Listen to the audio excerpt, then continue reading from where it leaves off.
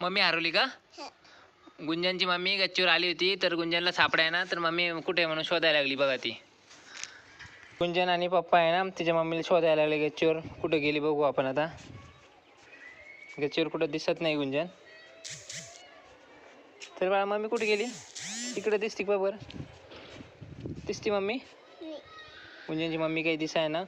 बघू गच्चीवर कुठंच दिसाय ना. कुठं गेली काय माहिती मम्मी. मम्मी कुठे गेली बाळा? काय माहिती, गुंजनला पण माहीत नाही खाली गेली काय माहिती. इथे कुठंच गच्चीवर दिसाय ना. पूर्ण चक्कर मारून बघितले आम्ही गच्चीवर. बाळा खाली गेली का मम्मी?